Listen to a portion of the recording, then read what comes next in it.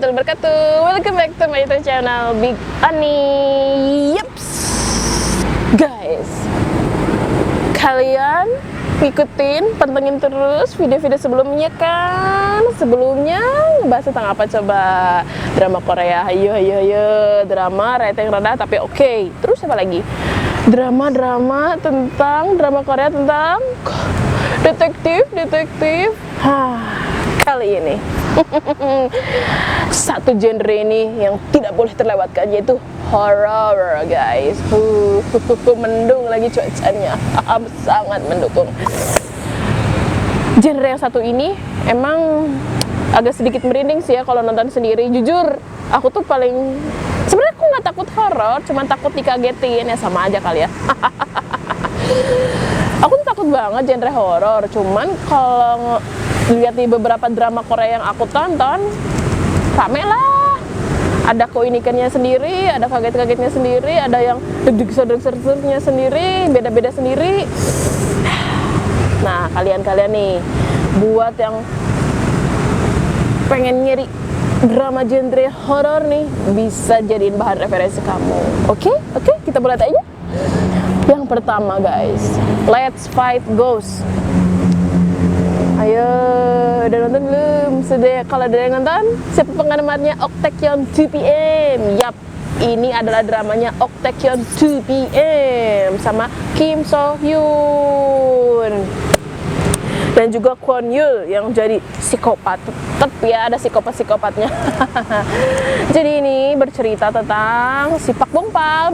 Aduh, ngena banget itu namanya, lucu banget, Pak Bongpal. Si Oktaeon ini memerankan seorang mahasiswa yang punya kekuatan supranatural. Bisa lihat yang ya dunia itulah, di dunia gaib, hantu dan sebagainya.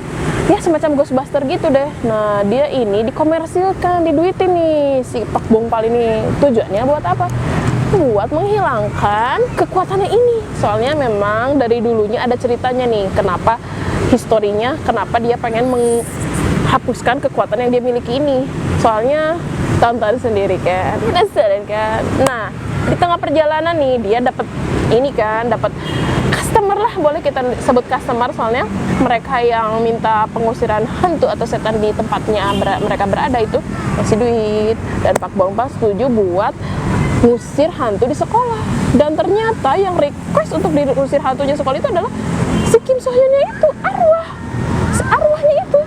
Sebenarnya itu Kim So Hyunnya itu sebenarnya belum mati gitu, cuman dia ketika tengah menjadi arwah penasaran itu, dia nggak tahu bahwa dia itu matinya kenapa. Dia percaya bahwa dia itu udah mati, dan dia penasaran dia tuh kenapa matinya. Nah, dari situlah petualangan dimulai. Dan juga yang jelas dalam satu drama nggak ada yang jahat, nggak ada aneh. Nah, ini si Kwon Yulnya ini, si ganteng, aduh mukanya, aduh ganteng. Kenapa sih gantengnya? Ya drama.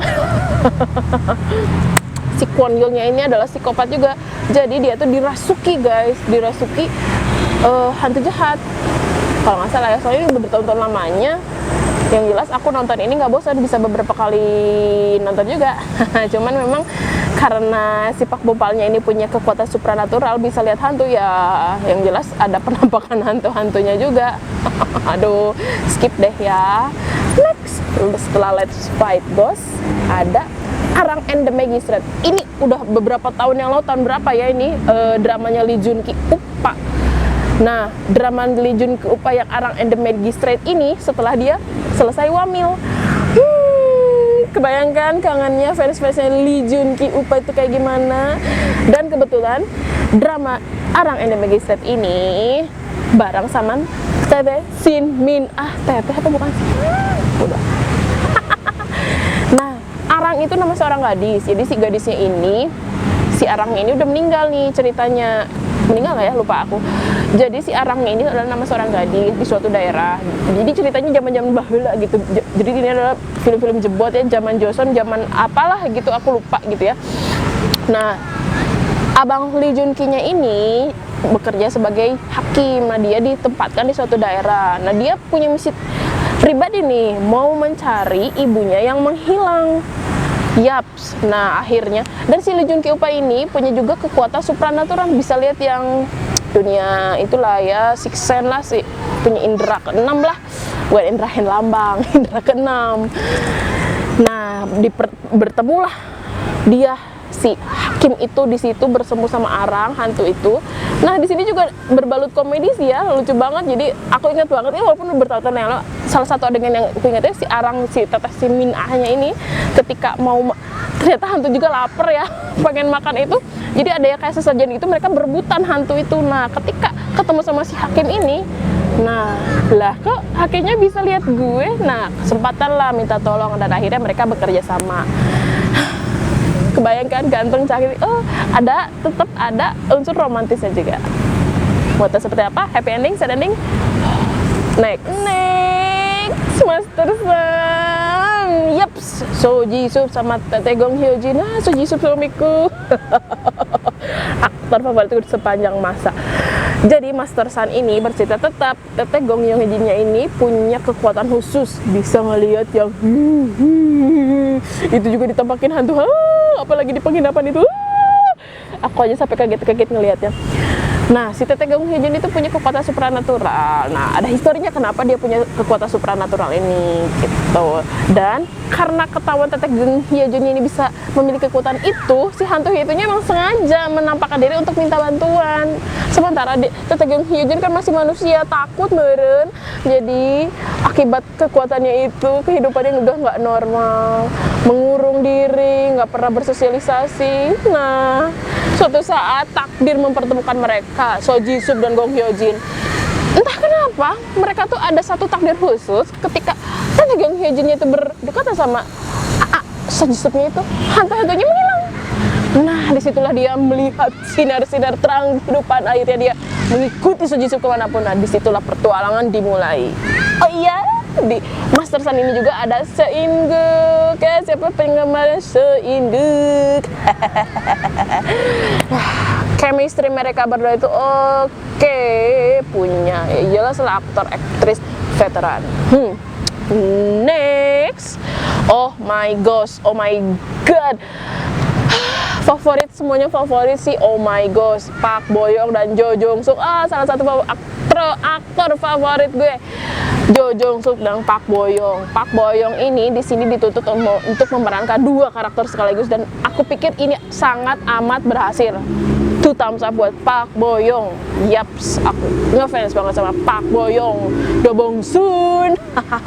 Jadi di sini tuh Park Bo Young-nya itu bercerita tentang dia tuh asisten di dapur, di kitchen, punyanya restoran Itali, punyanya abang Jo Jong Suk. Jadi Jo Jong Suk itu chef gitu deh. Nah, ceritanya ada arwah nih, arwahnya itu meninggal. Nah, dia penasaran meninggalnya itu karena apa. Nah, akhirnya dia masuklah ke tubuh si Park Bo Young ini. Nah, sebelumnya itu dia memang si hantu ada gimana ngomongnya, arwah penasaran ini tuh penasaran gitu. Sebelum dia mau balik ke alam baka, dia tuh pengen melakukan suatu hubungan sama cowok ya, hubungan itulah ya. Nah, akhirnya dia masuk ke tubuhnya Park Bo Young yang asalnya Park Bo Young pendiam, penakut sifatnya, terus introvert, semacam punya dunianya sendiri dan sebagainya, dan tidak berani gitu, berubah 180 derajat dan akhirnya kisah cinta itu pun terjalin. Nah, penasaran kayak apa? Bener banget, dia pertukaran karakter dari Park Bo Young pendiam, penakut, serba mengalah, dibully dan sebagainya, berubah 180 derajat. Dan pergantian karakternya itu smooth banget dan sumpah aku keren banget Park Bo Young. Itu oh my gosh, itu aku ulang berkali-kali loh. Tonton. Oh my gosh, Park Bo Young, Jo Jong Suk.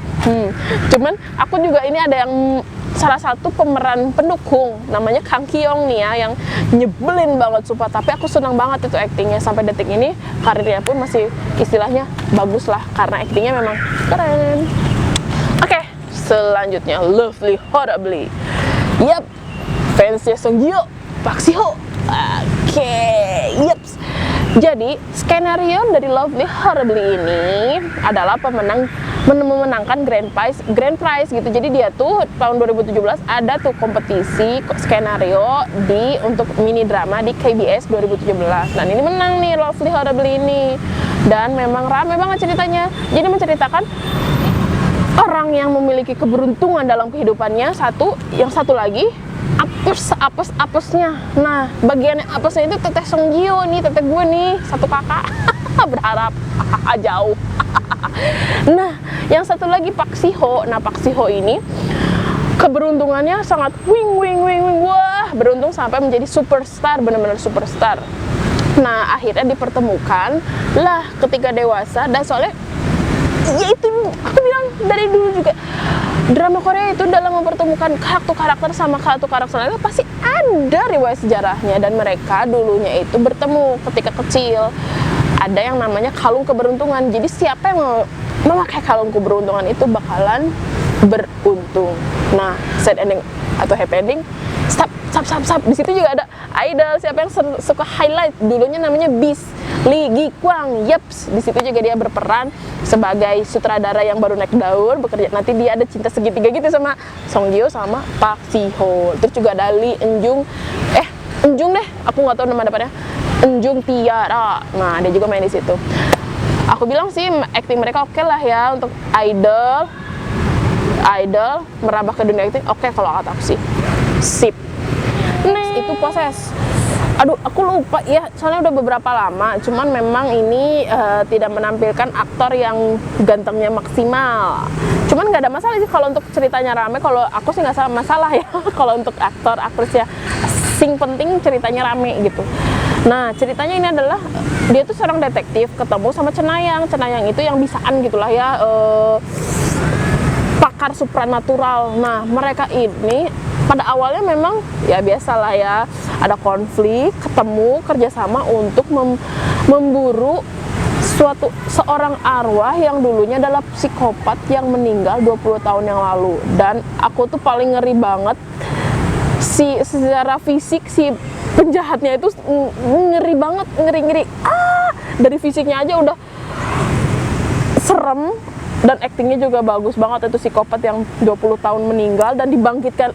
Sumpah aku sebel banget sama tuh orang. Ya iyalah kalau nggak dibangkitkan lagi nggak ada drama Poses nih. Judulnya udah Poses ya, udah kerasukan dan sebagainya. Nah, jadi kayak parasit gitu. Bukan parasit yang kemarin menang Oscar.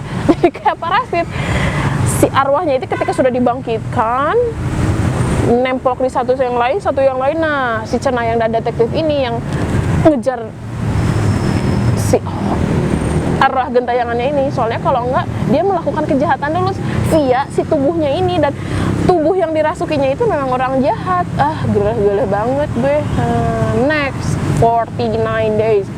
Ini udah 2011. Drama yang lampau banget, cuman masih ngena banget. Soalnya 49 Days itu ada Jung Il-woo-nya. Bukan hanya karena Jung Il-woo-nya aja, ini juga ceritanya bagus. Jadi ada seorang cewek meninggal nih. Nah, ternyata bukan waktunya meninggal, kok bisa?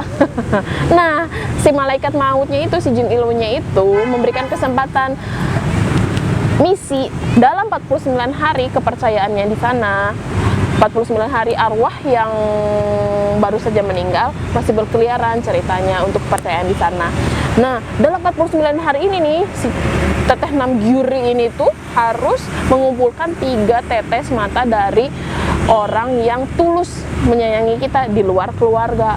Nah, dia tuh, si teteh Nam Gyuri ini memerankan cewek yang super perfect, dari keluarga berada, teman-temannya banyak, dicintai teman-teman.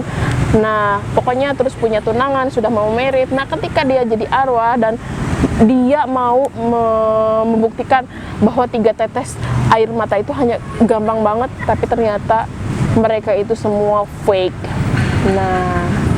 Nah, ketika dia melaksanakan misinya itu, dia memasuki arwah seorang wanita. Dan ternyata wanita ini dan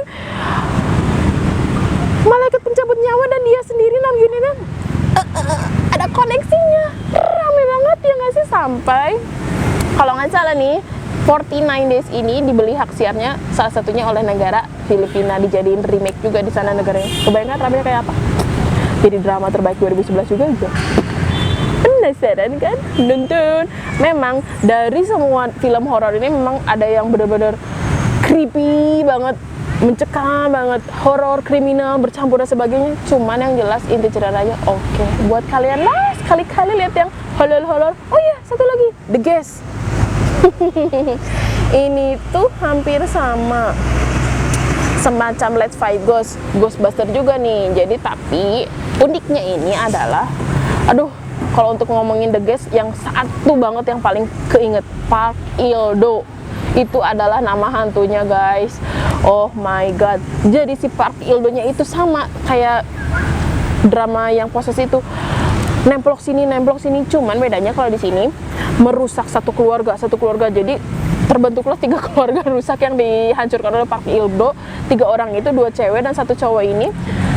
1 cewek dan 2 cowok ini akhirnya pas gede ketemu lagi dan akhirnya bekerja sama yang satu Montaigu, yang dulunya jadi Montaigu.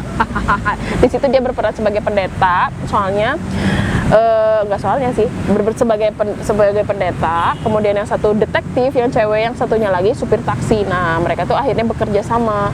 Dan sadisnya lagi si Park Il-do-nya ini kalau udah mau ketangkap dan sebagainya, aku gimana ngomongnya ya, ketika dia mau keluar dari tubuh si yang sudah dihancurkannya ini, orang ini adalah nusuk matanya sama pisau, apapun lah itu, nusuk matanya, dan itu khasnya si Park Il-do. Creepy banget enggak sih? Dan yang paling sedihnya itu adalah dia tuh selain mencok di mana juga, si Park Il-do-nya ini punya host utamanya. Nah, host utamanya itu dicari oleh 3 orang sekawan itu buat dihancurin. Susah-susah ternyata ada di orang dekatnya, itu kakeknya sendiri ya. Itu oh my god. Pokoknya cerita The Guest ini mendebarkan, menakutkan, dan nggak ketebak sih kalau kata aku sih. Creepy banget. Nah, buat kalian-kalian yang senang horor-hororan, bisa jadi referensi kalian. Gimana? Aduh, merinding gue. Guys, untuk video kali ini tema perhororannya sudah dulu. Jangan banyak-banyak, tapi nggak apa-apa, kali-kali mah. Jangan lupa tungguin video selanjutnya ya. Subscribe, like, comment, and share. Okay, see you next video. Bye. Dingin. Dingin.